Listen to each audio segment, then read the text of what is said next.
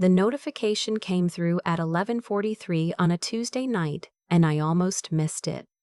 I'd been sitting at the kitchen table with a glass of wine I hadn't touched, going over the seating chart for the third time that week, when my phone buzzed against the wood.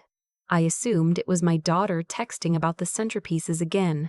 She'd been going back and forth between white peonies and pale champagne roses for 2 months, and honestly, at that point, I would have told her to use dandelions if it meant the decision was finally made.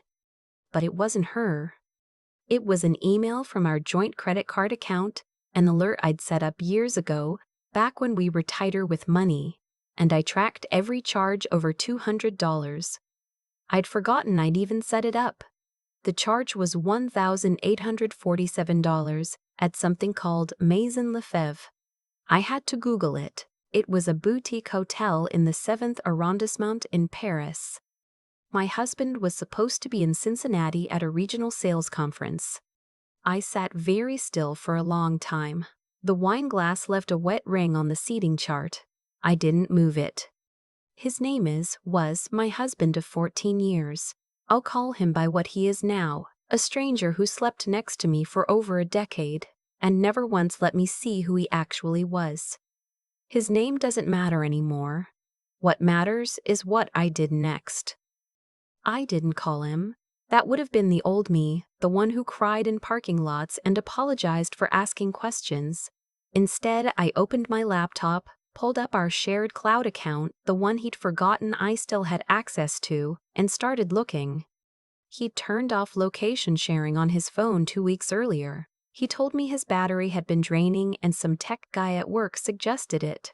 I believed him. I filed that away now, next to all the other small reasonable-sounding explanations I'd collected over the past 8 months and never examined too closely. The credit card account showed more. 3 charges to that hotel over 4 days. A dinner at a restaurant I recognized. I'd seen it tagged in photos on Instagram, one of those places with a chandelier made of wine glasses and a 3-week reservation wait. A river cruise. A jewelry store on the Rue de Rivoli.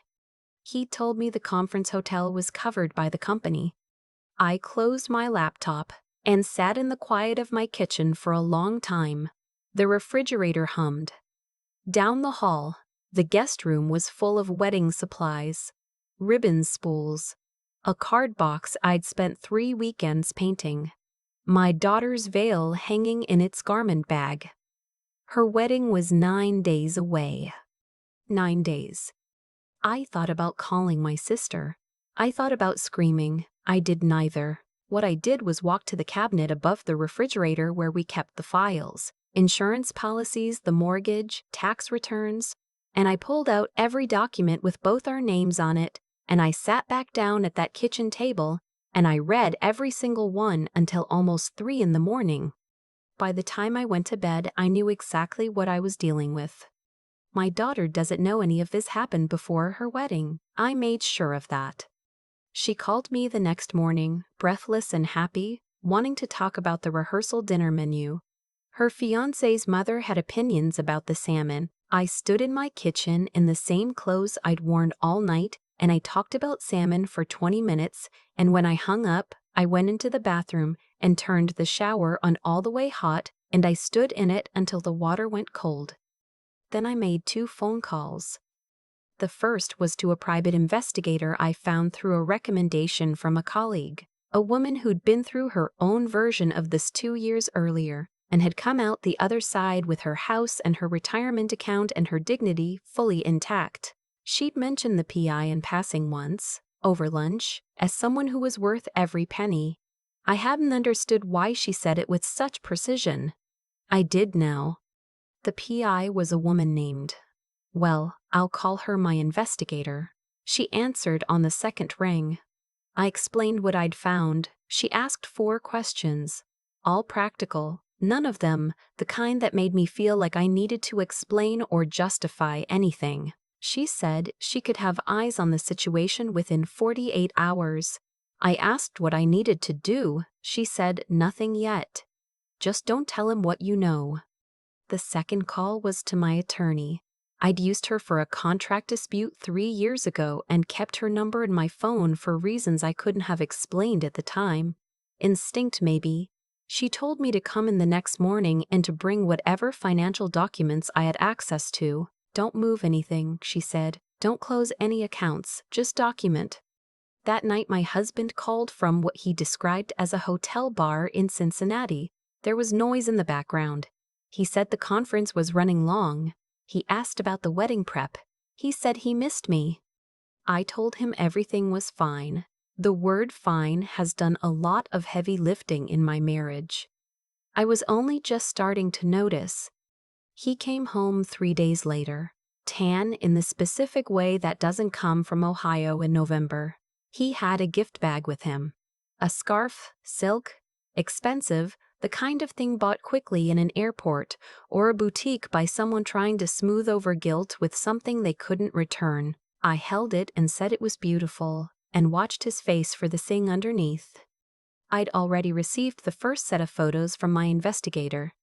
I looked at them alone in my car, in the parking garage at work, on my lunch break, with the windows fogged from my own breath. She was younger than I'd expected, not by an enormous amount, maybe 5 years, maybe 7, but enough that I noticed. They were photographed on the Seine at that restaurant, in the lobby of that hotel. In one photo, they were laughing at something, and my husband had his hand on her back the way he used to put his hand on my back at parties when we were first married, before we became a unit of habit rather than intention.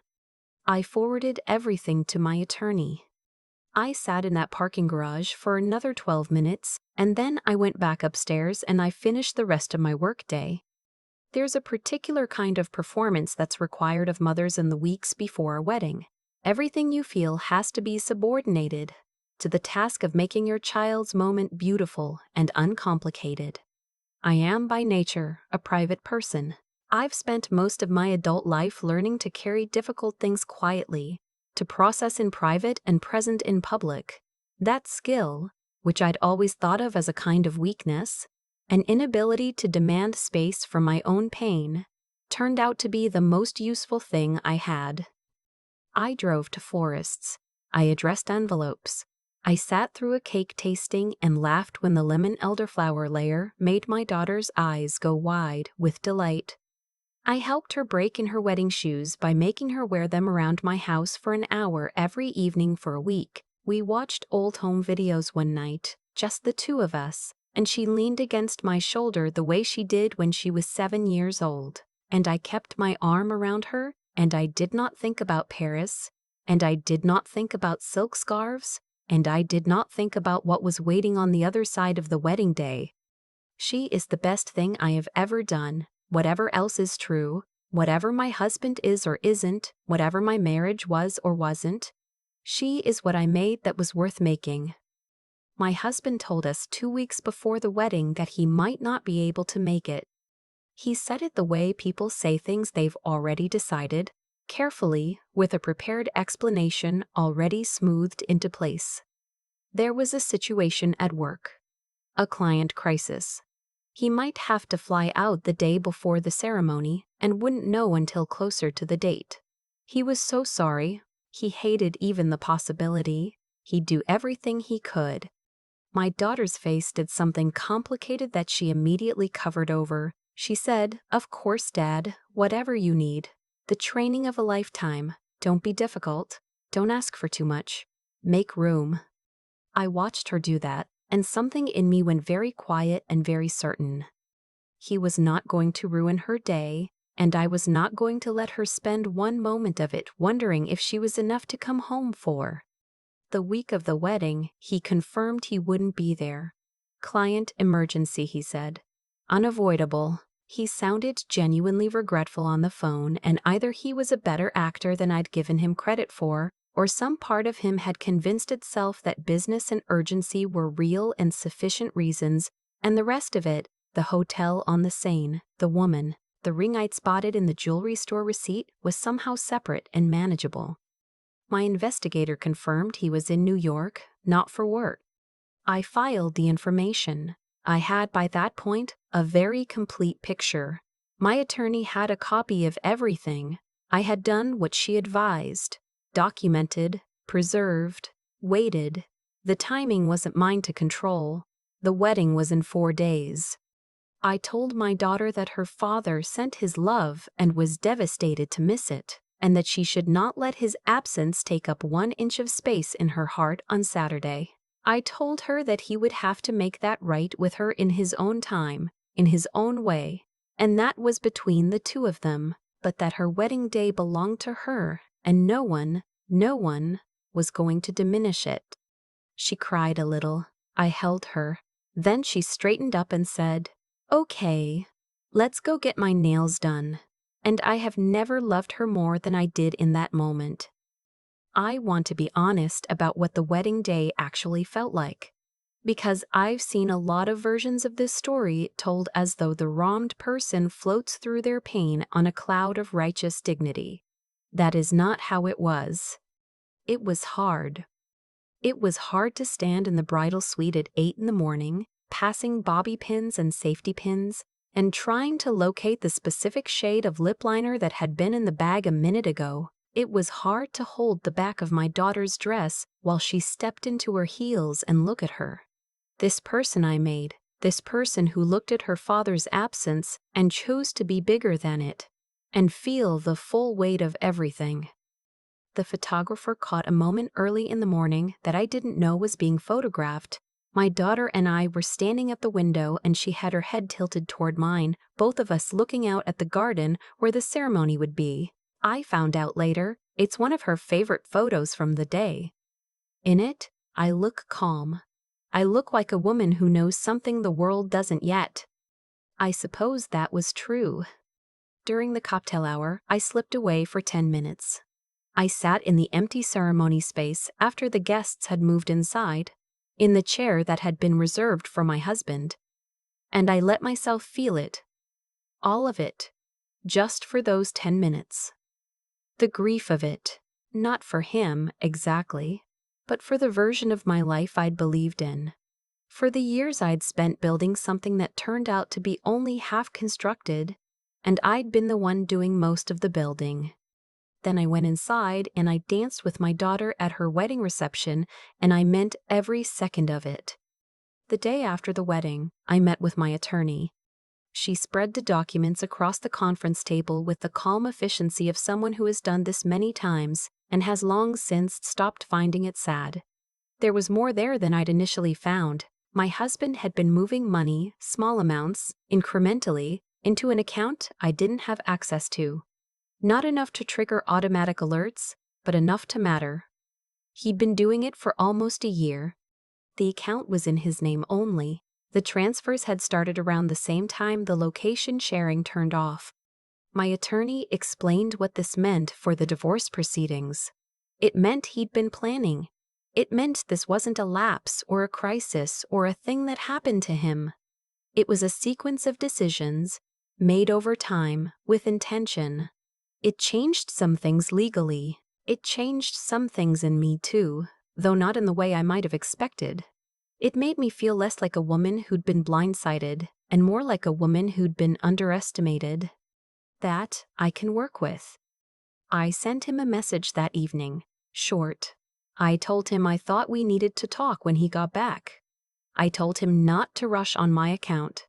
I told him I hoped everything had gone well with his trip. He wrote back within minutes, said he'd be home in 2 days, said he was looking forward to seeing me, said the wedding sounded beautiful from the photos and he was sorry he missed it. I read it once and put my phone face down on the table. He walked in on a Thursday afternoon with his suitcase and the kind of preemptive apology on his face that people wear when they've rehearsed what they're going to say. He had flowers, grocery store flowers, the kind wrapped in cellophane, which told me everything about the state of his thinking. He believed this was the flowers kind of conversation. I let him put them in a vase. I let him sit down at the kitchen table. I let him begin the speech he had prepared. Then I set a folder down in front of him. Inside was a printed summary from my attorney, itemized bank statements, and 8 photographs. I didn't say anything. I let him look. The color left his face in stages. First, the flush of his prepared speech faded, then the baseline color underneath. By the time he looked up at me, he looked like a man who had walked into a room and found all the furniture rearranged. "How long?" he asked. "Long enough," I said. "The attorney's information is in the folder. She's expecting to hear from your lawyer by end of next week." He tried several things after that. He tried the "this wasn't what it looked like" approach, which lasted about 90 seconds before he seemed to recognize I wasn't going to engage with it. He tried the "we have 14 years" approach. He tried the "what about our daughter" approach, and that one I stopped directly. I told him that our daughter was the reason I'd waited until after her wedding to do this, and that she was going to be fine, and that she had a mother who intended to model for her what it looks like to know your own worth. He didn't have anything to say to that. "I've already talked to the mortgage company," I said, "and our accountant, and the credit union where you've been making the transfers." He went very still. "You should also know," I said, "that I know about the account in New Jersey. My attorney has documented the transfers. That changes the terms of the settlement. You already know that, I think, or you wouldn't have done it quietly." He put his head in his hands, not from remorse, I don't think, from the specific shame of someone who believed they were smarter than they were and has just discovered the evidence. "Is there anything else you want to say?" I asked. There wasn't. The divorce took 7 months. It was not easy, and I won't pretend it was. There were weeks when the logistics alone, the house, the accounts, the shared subscriptions I'd forgotten we had, the small accumulated architecture of a shared life, felt like more than I could hold. There were nights I sat in the kitchen at the same table where I'd found that credit card alert and felt the full absurdity of it. 14 years, and it comes down to this. But here's what I'll tell you. My daughter called me the morning the divorce was finalized, before I'd even told her the date. She had some kind of instinct. She asked if I was okay, and I said I was, genuinely, and she said, "Mom, I'm proud of you," and I had to put the phone down for a second because I wasn't expecting that. I wasn't expecting to feel proud of myself either, but I did. I kept the house. I kept the retirement accounts, all of them, including the portion he'd tried to argue was primarily his. My attorney is very good. The money he'd moved into that New Jersey account became, in the settlement negotiations, leverage I hadn't anticipated having, and it shifted things considerably in my favor. He didn't fight as hard as I think he might have if he'd known what I was willing to do. He moved to an apartment across town. I know this because my daughter told me. She is still figuring out how to have a relationship with him, and I have told her, clearly and more than once, that I will not be a factor in that. It is entirely hers to navigate. Whatever he is as a father is separate from what he was as a husband. That's her call to make, not mine. The woman he was with. I'll tell you about her only this much, because she matters, but not as much as she probably imagined she did. I heard through a mutual connection that she ended things with him about 2 months after everything came to light. He had expected, I think, that losing his marriage would come with gaining something stable in its place. It didn't. That's the pattern, isn't it? The thing that looks like escape is usually just another door that leads outside. I've been told I should be angrier. I've been told I should have confronted him sooner, should have made more noise, should have let people see what was happening so they could be outraged on my behalf. Maybe, but that was never how I've worked, and it turned out to work fine. The quiet kind of certain is still certain. I'm in my kitchen right now, the same kitchen, the same table, drinking coffee I let get cold while I was writing this down. The refrigerator hums. The wedding photos are framed and hanging in the hallway, just the ones from the reception, the ones where my daughter is laughing. In one of them, I'm laughing too. I look like a woman who knew something was coming and made sure to be ready. That is exactly what I was. If you're sitting somewhere right now with a quiet feeling in your chest that you keep explaining away, a flight itinerary that doesn't match, a charge that doesn't make sense, an explanation that sounds reasonable but lands wrong, I want to say something to you directly. You are probably not overreacting. You are probably not paranoid. The part of you that knows is telling you something, and you owe it to yourself to listen. You don't have to make noise. You just have to start paying attention. And whatever you build after, you'll be the one who built it. I've thought a lot about the exact moment things began to unravel. Not for my marriage, but for him. I think it was the transfers. Not the affair, not the hotel in New York, not even missing Mira's wedding.